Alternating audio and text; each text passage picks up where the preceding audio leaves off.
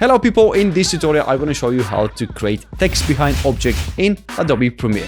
So without wasting more time, let's get on with it. Okay, now in Adobe Premiere, as you can see, we've got these two lovely people and I want to put text behind them.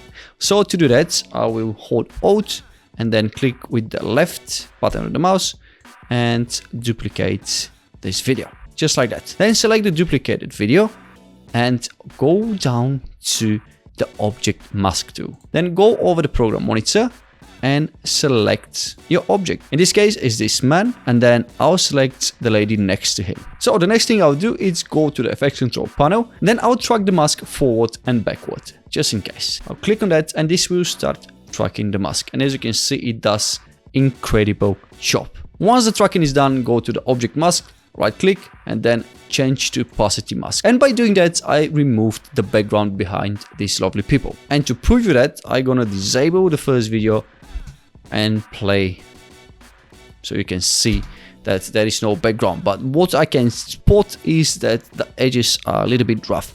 So to fix that, select the duplicated video, then nest the video and go to the effects. Then I'll type down roughen edges. So grab the roughen edges effect and drop it over the nested layer.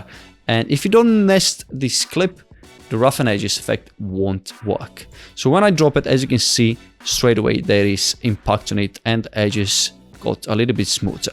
So I'm just gonna go to the effects control panel, disable, enable, disable, enable. You can see the difference. Now once this is done, I'll enable the first video, then I'm going to select the second one and move it to track above. Then I'll press T and create text on the program monitor. It will be behind object, just like that. You can reposition your text and put it whatever you like. Just going to make it a little bit bigger and center it, just like that. Then I'm going to go down to the timeline and put the text between those two videos, just like creating a sandwich with a ham.